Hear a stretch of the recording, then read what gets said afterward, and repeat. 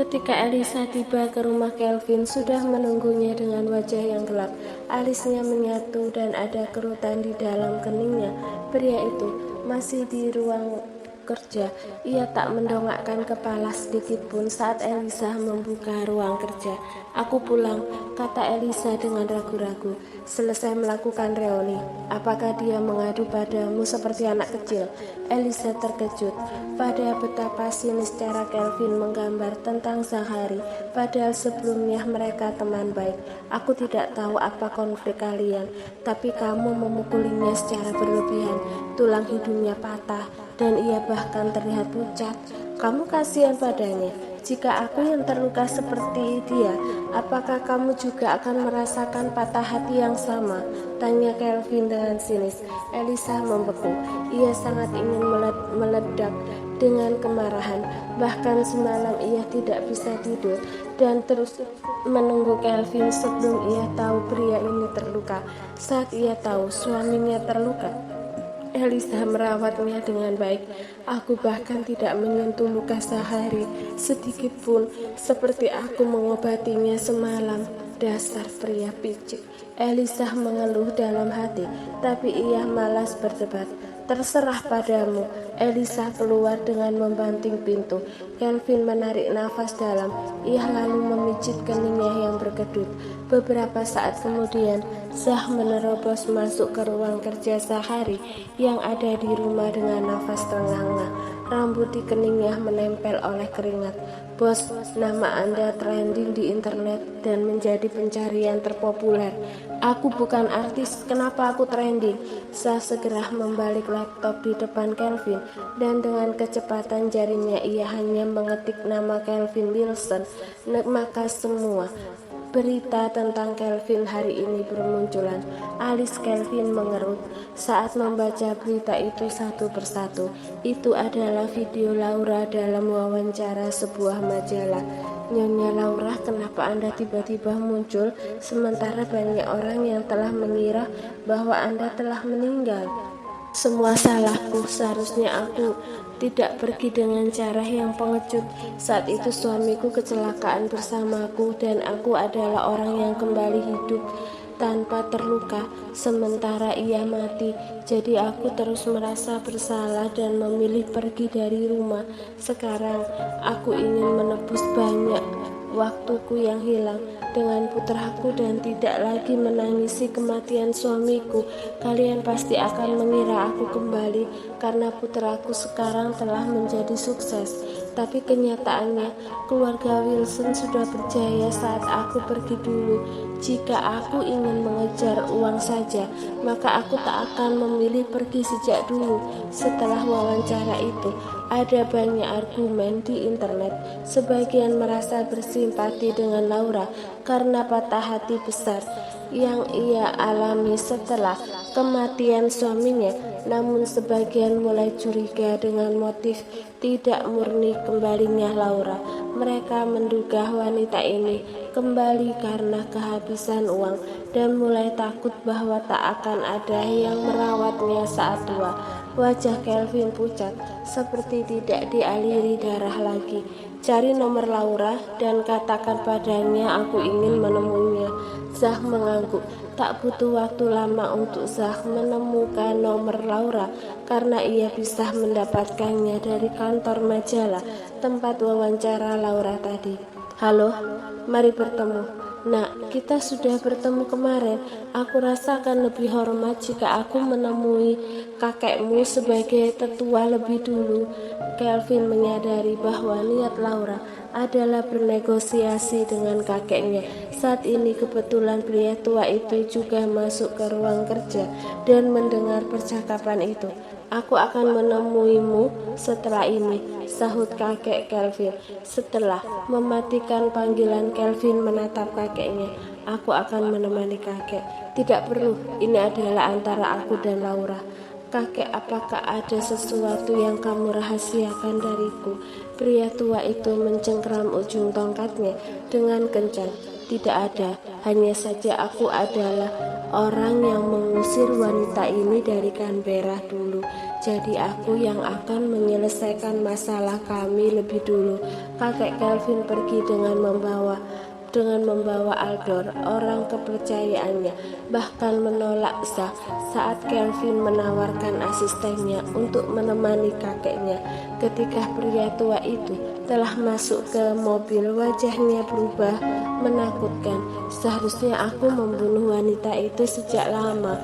Dia hanya bom waktu yang telah kusepelekan selama ini. Tuan, Anda pasti sudah melakukannya jika bisa.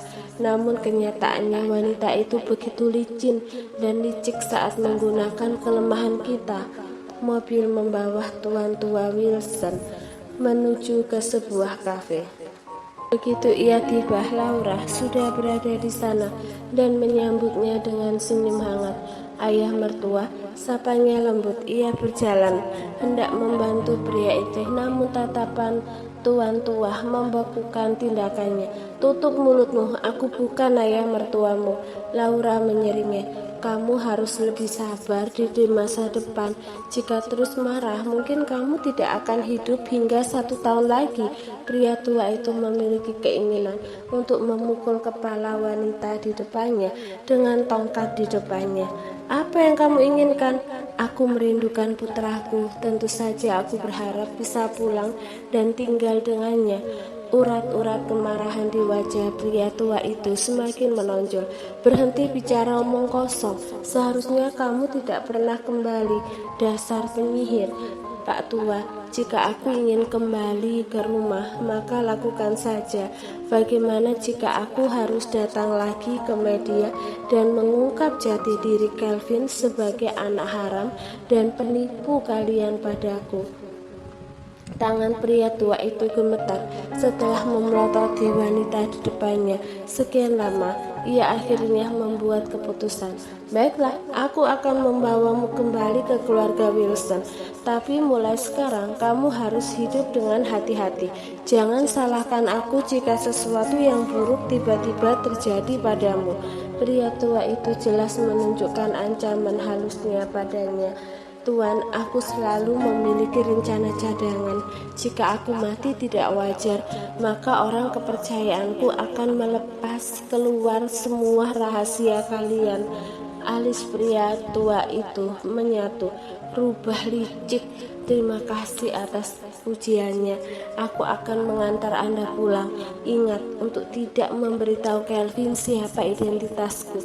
Di matanya aku harus tetap menjadi ibunya, atau aku akan mengeluarkan ke media bahwa ia anak haram dan memiliki penyakit mental. Ingat, jika berita itu keluar, maka dia tidak akan layak menjadi pemimpin perusahaan.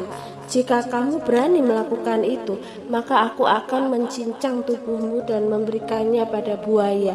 Kamu tidak akan mendapatkan penguburan yang layak. Laura tertawa. Mari kita tutup mulut, maka semua akan tutup mulut dengan patuh.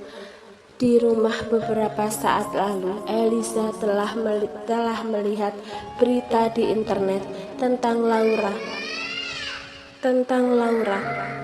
yang sebenarnya adalah ibu Kelvin. Entah kenapa ia merasa hal-hal tidak sesederhana yang terlihat di internet.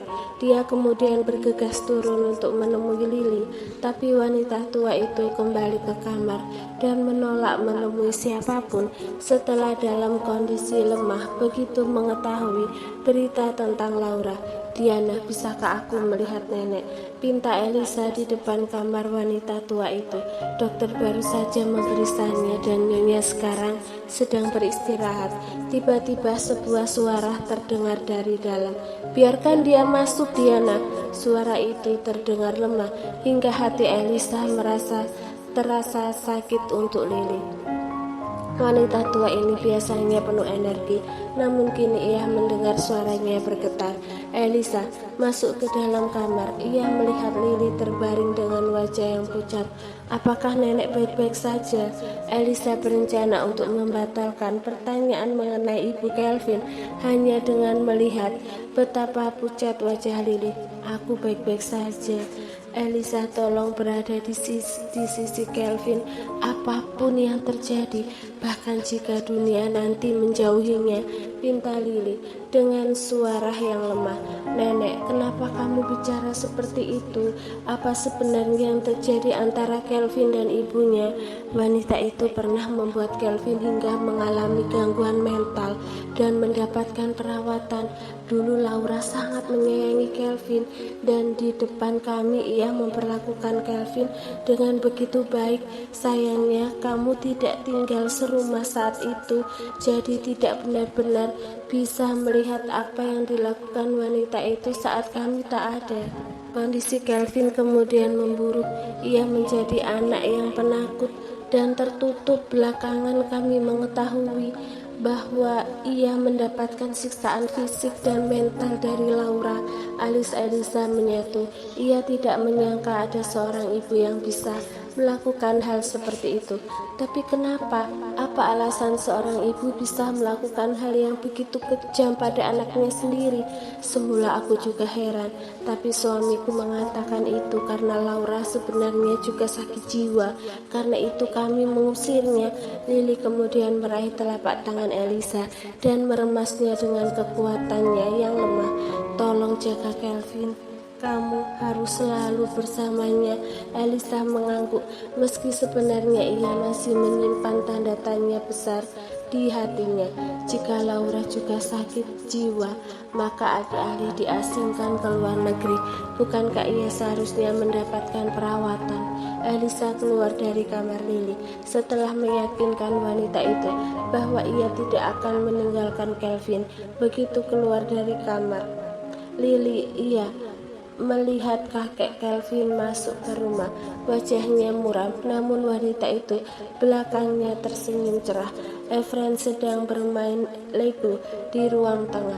Ia juga terkejut dengan kedatangan Laura ke rumahnya hingga menghentikan gerakan tangannya saat masih membuat benteng dari Lego.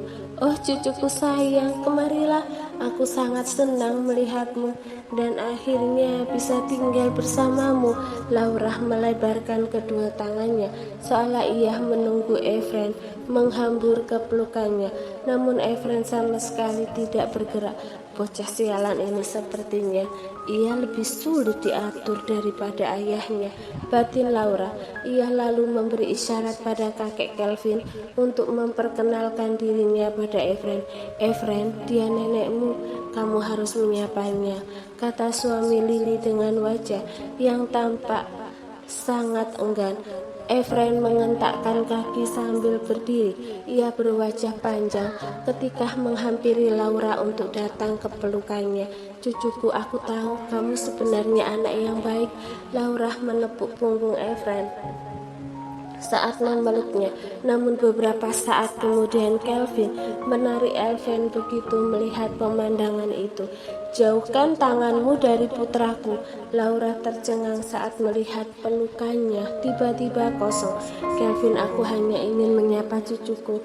Kelvin tak bergeming. Cengkraman tangannya di telapak Efren yang kecil menguat. Ia ingat bagaimana ketika kecil wanita di depannya selalu mencuci otaknya. Ketika kecil ia merindukan pelukan hangat ibunya. Namun saat wanita ini memeluknya, ia selalu berbisik, aku tidak menyayangimu, kamu seharusnya tidak pernah dilahirkan, kehadiranmu adalah suatu kesalahan.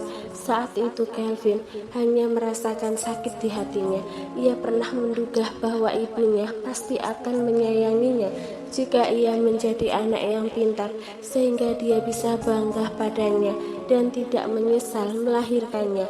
Namun ketika ia berusaha keras untuk menjadi pintar dan berprestasi, Laura semakin membencinya. Dia melempar piala dan merobek piagam yang didapatkan Kelvin.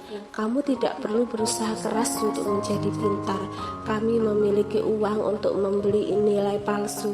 Lakukan apa saja yang kamu suka di sekolah.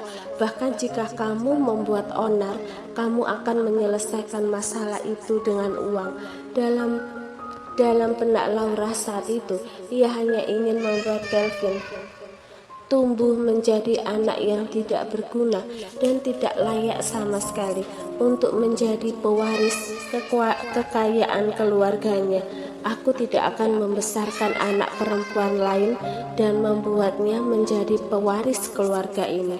Kembali ke pertemuan keluarga kecil, Laura dan Kelvin saling menatap. Kamu masih marah padaku? Ibu minta maaf pada hal-hal yang telah terjadi dulu. Biarkan ibu menebusnya, pinta Laura. Dulu ibu mengalami depresi mental pasca melahirkan yang tidak ditangani dengan baik. Oleh karena itu aku tidak tahu cara memperlakukanmu dengan baik. Sekarang aku sudah sembuh, jadi aku ingin memperbaiki kesalahan itu. Pria tua itu di belakang Kelvin hanya bisa mengepalkan tinjunya melihat akting wanita ini. Jika ia tidak tahu trik licik wanita ini dan kartu truf akhir terakhir yang ia gunakan untuk negosiasi, maka dia akan mengira Laura mengatakannya dengan tulus.